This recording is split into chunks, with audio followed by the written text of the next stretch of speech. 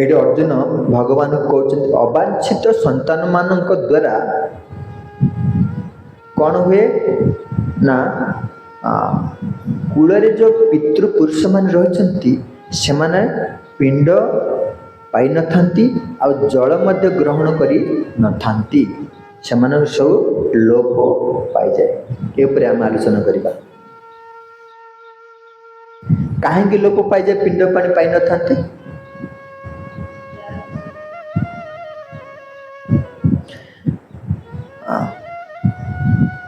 এই ଜାତୀୟ ସନ୍ତାନ ମାନେ ଅବାଞ୍ଛିତ ସନ୍ତାନ ମାନେ ଅଧାର୍ମିକ ହୋଇଥିବା ଯୋଗୁଁ ସେମାନେ এই ପିଣ୍ଡ ପାଣି ଦେବା ଆଉ ଧାର୍ମିକ କାର୍ଯ୍ୟକୁ ସବୁ ଭୁଲି ଯାଆନ୍ତି।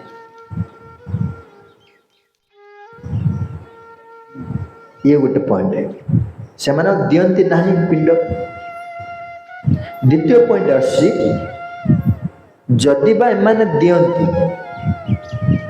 ସେଇଟାକୁ ପୂର୍ବପୁରୁଷ ମାନେ ଗ୍ରହଣ କରନ୍ତି ନାହିଁ। ଆଉ ଏ ଦୁଇଟା କାରଣ ଯୋଗୁଁ କ'ଣ ହୁଏ? ପୂର୍ବପୁରୁଷ ମାନଙ୍କର ପତନ ହୋଇଯାଏ। ପତନ ମାନେ ସେମାନେ ଯେଉଁ କଷ୍ଟ ପାଉଛନ୍ତି ନର୍କରେ, ସେମାନେ ସେଥିରୁ ଉଦ୍ଧାର ହେଇପାରନ୍ତି ନାହିଁ, ସେଇଟା କୁହାଯାଏ ପତନ। ଶିଳ ପ୍ରଭୁପାଦ এই ଭାବାର୍ଥରେ ମଧ୍ୟ ଲେଖିଛନ୍ତି। ଆମେ ଟିକେ ପଢ଼ିବା, ଭାବାର୍ଥ ପଢ଼ିବା। ଏପରି ହୁଏ ଯେ ପିତୃପୁରୁଷଗଣ ବିଭିନ୍ନ ପାପ କର୍ମର ଫଳ ଭୋଗ କରୁଥାନ୍ତି ଏବଂ ବେଳେବେଳେ ସେମାନଙ୍କ ମଧ୍ୟରୁ କେତେକ ସ୍ଥୂଳ ଶରୀର ଲାଭ କରିପାରନ୍ତି ନାହିଁ। ସେମାନେ ସୂକ୍ଷ୍ମ ଶରୀରରେ ଭୂତ ରୂପରେ ରହିବାକୁ ବାଧ୍ୟ ହୋଇଥାନ୍ତି। ଯେଉଁମାନେ ଅତ୍ୟଧିକ ପାପ କରିଛନ୍ତି, ପାପ କରିବା ସହିତ ସେମାନଙ୍କୁ କ'ଣ ହୁଏ ନା ଏକ ସ୍ଥୂଳ ଶରୀର ମିଳେ ନା, ଏକ ସୂକ୍ଷ୍ମ ଶରୀରରେ ସେମାନେ କ'ଣ କରନ୍ତି? ବିଚରଣ କରନ୍ତି। ଆଉ ସୂକ୍ଷ୍ମ ଶରୀରରେ କ'ଣ ଦେଲେ ତୁମେ ପାଇବ? ସେମାନଙ୍କୁ କୁହାଯାଏ ପ୍ରେତ ଶରୀର। କି ଶରୀର? ପ୍ରେତ। ସେ ପ୍ରେତ ଶରୀର କୌଣସି ସୂକ୍ଷ୍ମ ସ୍ଥୂଳ ଶରୀର ନୁହେଁ। ସେଭଳି ପାପୀ ବ୍ୟକ୍ତିମାନଙ୍କର ଉଦ୍ଧାର କେମିତି ହେବ? ଯଦି ପିଣ୍ଡ ଦେଲେ ମଧ୍ୟ ଉଦ୍ଧାର ହେବନି, ସେମାନଙ୍କୁ ଉଦ୍ଧାର କୋଉଭଳି ଭାବରେ ହେବ? ବୁଝୁନାହାନ୍ତି? ପିଣ୍ଡ ଜଣେ ସ୍ଥୂଳ ଶରୀର ପ୍ରାପ୍ତ ହେଇଥିଲେ ପିଣ୍ଡ ଦେଲେ ଉଦ୍ଧାର ହେବ। ଯେଉଁମାନେ ପ୍ରେତ ଯୋନି ପ୍ରାପ୍ତ ହୋଇଛନ୍ତି ସେମାନେ ସ୍ଥୂଳ ଶରୀର ନାହିଁ, ସୂକ୍ଷ୍ମ ଶରୀର ଅଛନ୍ତି, ସେମାନଙ୍କୁ କୋଉ ଭଳି ଭାବରେ ଆମେ ଉଦ୍ଧାର କରିପାରିବା? ଜଣେ ଜଣେ କୁହ।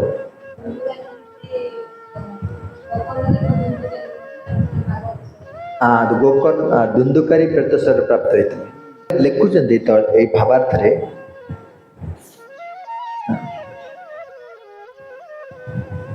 ସୂକ୍ଷ୍ମ ଶରୀରରେ ଯେଉଁମାନେ ଭୂତ ଶରୀରରେ ରହିଥାନ୍ତି, ସେମାନଙ୍କୁ ଯଦି ଜଣେ ବଂଶର ସୁଯୋଗ୍ୟ ପୁତ୍ର ଏ ପ୍ରକାର ମହାପ୍ରସାଦ ପିତୃପୁରୁଷଙ୍କୁ ଅର୍ପଣ କରେ, ସେତେବେଳେ ପିତୃପୁରୁଷଗଣ ମୁକ୍ତି ପାଇଯାଆନ୍ତି। ଯେଉଁମାନେ ପ୍ରେତ ଯୋନିରେ ଅଛନ୍ତି ସେମାନଙ୍କୁ ଯଦି ଭଗବାନ ବିଷ୍ଣୁଙ୍କର କୃଷ୍ଣଙ୍କର ମହାପ୍ରସାଦ ଆମେ ଅର୍ପଣ କରିବା, ତାହେଲେ ସେମାନେ ମୁକ୍ତି ପାଇଯିବେ। କିନ୍ତୁ ସୁଯୋଗ୍ୟ ପୁତ୍ର, ସୁପୁତ୍ର ହେବାକୁ, ସୁପୁତ୍ର ହେଲେ ସେମାନଙ୍କୁ ପିଣ୍ଡ ପାଣ୍ଡ ଗ୍ରହଣ କରିବେ ଆଉ ସେମାନଙ୍କୁ ଉଦ୍ଧାର ହେବ। ଏ ଉପରେ ଗୋଟେ ଉଦାହରଣ ହେଉଛନ୍ତି ପଦ୍ମ ପୁରାଣରେ ଦୁନ୍ଦୁକାରୀ କଥା। ଦୁନ୍ଦୁକାରୀ ଏତେ ଦୁଷ୍ଟ ବ୍ୟକ୍ତି ଥିଲେ, ଏତେ ପାପୀ ବ୍ୟକ୍ତି ଥିଲେ, ତାଙ୍କୁ କିଏ ବଧ କରିଥିଲେ? ମାରି ଦେଇଥିଲେ ବେଶ୍ୟାମାନେ। ବେଶ୍ୟାମାନେ ତାଙ୍କୁ ମାରିକି ପୋତି ଦେଇଥିଲେ ସେଇ ଘରେ। ଆଉ ତାପରେ ସେ ପ୍ରେତ ଯୋନି ପ୍ରାପ୍ତ ହେଲେ।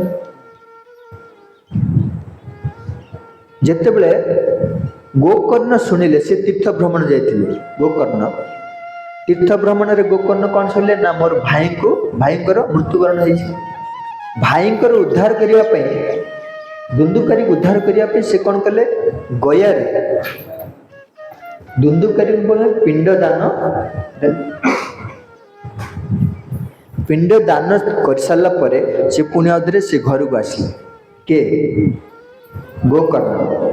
ଗୋକର୍ଣ୍ଣ ସେ ଘରେ ଆସି ଶୋଇଛନ୍ତି, ଇଏ ତ ପ୍ରେତ ହେଇକି ସେ ଘରେ ଅଛନ୍ତି।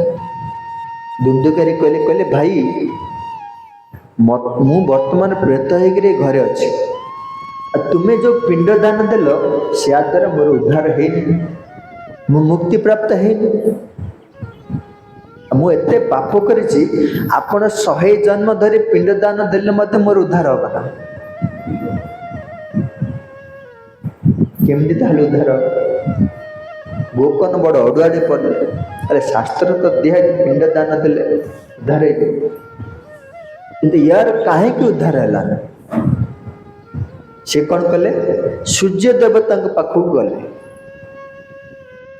ସୂର୍ଯ୍ୟ ଦେବକୁ ପଚାରିଲେ, କହିଲେ ମୋର ଭାଇ ଜଣେ ଏଭଳି ଭାବରେ ପ୍ରେତ ହେଇକିରି ଅଛନ୍ତି, ତାଙ୍କୁ ମୁଁ ପିଣ୍ଡ ଦାନ ଦେଲା ପରେ ମଧ୍ୟ ତାଙ୍କର ଉଦ୍ଧାର ହୁଏନି, କ'ଣ କଲେ ଉଦ୍ଧାର? ସୂର୍ଯ୍ୟ ଦେବତା କହିଲେ ଭଗବାନଙ୍କର କଥା ଯଦି ଗୁଣଗାନ ସେଠି କରାଯିବ, ଆଉ ସେଇ କଥାକୁ ଦୁନ୍ଦୁକାରୀ କ'ଣ କରୁଛି? ଶ୍ରବଣ କରିବ, ତାହେଲେ ତାର ଉଦ୍ଧାର ହେଇଯିବ। ଗୋକର୍ଣ୍ଣ ଆସି କ'ଣ କଲେ? ଭାଗବତ ସପ୍ତାହ 7 ଦିନ କାଳ ଭାଗବତ ସପ୍ତାହ ଆୟୋଜନ କଲେ। ଆଉ ସେଇ କଥା ଶୁଣିବା ପାଇଁ ଅନେକ ଦୂର ଦୂରରୁ ଆସିଛନ୍ତି ମୁନି ଋଷିମାନେ, ବିଦ୍ୱାନ ବ୍ରାହ୍ମଣମାନେ ଏକାଠି ହେଇଛନ୍ତି। ଆଉ ସେଇ କଥା ଯେତେବେଳେ ଦୁନ୍ଦୁକାରୀ ଶୁଣିଲେ, ସାଙ୍ଗେ ସାଙ୍ଗେ ବିମାନ ଆସିଲା। ଦୁନ୍ଦୁକାରୀ ବସିକି ବୈକୁଣ୍ଠ ଚାଲିଗଲେ। ତେଣୁ ଶିକ୍ଷା କ'ଣ?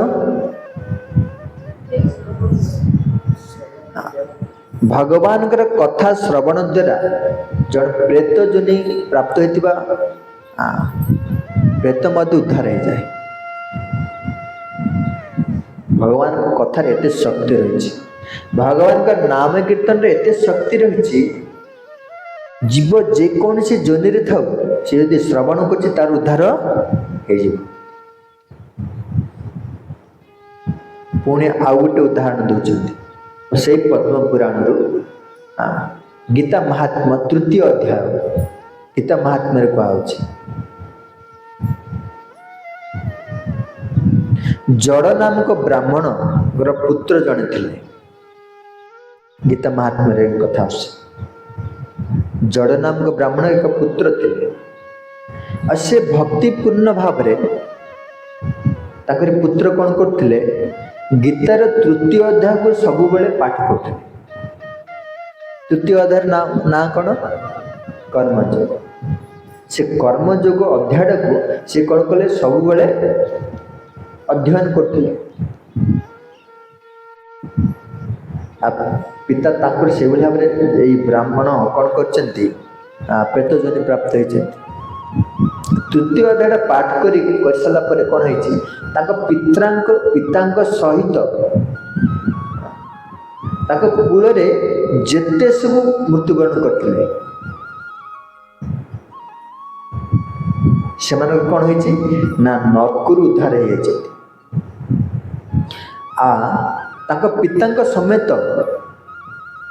ନରକରେ ଥିଲେ, ତାଙ୍କ ପିତା କଷ୍ଟ ପାଉଥିଲେ, ଆଉ ନରକରେ ଯେତେ ସବୁ ଜୀବ ଥିଲେ କଷ୍ଟ ପାଉଥିଲେ, ଏ 3ୟ ଅଧ୍ୟାୟ ପାଠ କରି ସେ କ'ଣ କରିଛି? ସେମାନଙ୍କୁ ସବୁ ମୁକ୍ତ କରିଦେଇଛି।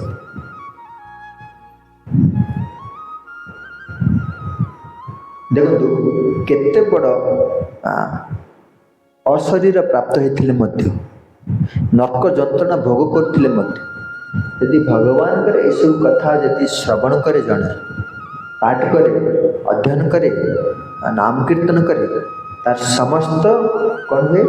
ନା କଷ୍ଟରୁ ସେ ମୁକ୍ତ ହେଇଯାଏ। ଏ ଗୋଟେ ଉଦାହରଣ ଦେଉଛନ୍ତି। ଏଭଳି ଭାବରେ 7ମ ସ୍କନ୍ଧରେ ଭାଗବତର ଆଉ ଗୋଟେ ଉଦାହରଣ ଆସୁଛି ପ୍ରହ୍ଲାଦ ମହାରାଜଙ୍କର କଥା। ଏଠି କୁହାଯାଉଛି ଜଣେ ଯଦି ଭଗବାନ ଶ୍ରୀକୃଷ୍ଣଙ୍କର ଶୁଦ୍ଧ ଭକ୍ତି କରିବ, ତାହେଲେ ତାଙ୍କର ସବୁ କଲ୍ୟାଣ ହେଇଯିବ। ଭଗବାନ ନୃସିଂହଦେବ ଯେତେବେଳେ ହିରଣ୍ୟକଶ୍ୟପକୁ ବଧ କଲେ,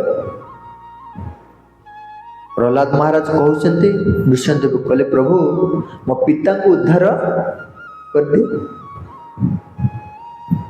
ଭଗବାନ ନୃସିଂହଦେବ ସେଠି କହିଲେ ପ୍ରହ୍ଲାଦ,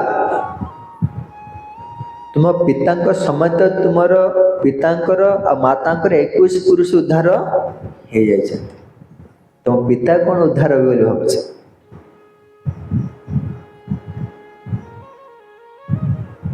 ଯାହାରି ଘରେ ଏକ ବୈଷ୍ଣବ ପୁତ୍ର ଜନ୍ମଗ୍ରହଣ କରିଛନ୍ତି, ସେମାନଙ୍କର କୂଳକୁ ଉଦ୍ଧାର କରିବା ପାଇଁ ଅନ୍ୟ କିଛି ଯୋଜନା କରିବା ଆବଶ୍ୟକ ନାହିଁ। ତାର ଉଦାହରଣ ହେଉଛି ପ୍ରହ୍ଲାଦ ମହାରାଜ। ପ୍ରହ୍ଲାଦ ମହାରାଜ କେବଳ ଭଗବାନଙ୍କର ଭକ୍ତି ଆଚରଣ କରିଥିଲେ, ଶୁଦ୍ଧ ଭକ୍ତି, ଯାହାଦ୍ୱାରା ଏତେ ବଡ଼ ପ୍ରଭାବ, ଏତେ ବଡ଼ କଲ୍ୟାଣ ହେଇଗଲା। कृष्ण हरे कृष्ण कृष्ण कृष्ण हरे हरे हरे राम राम राम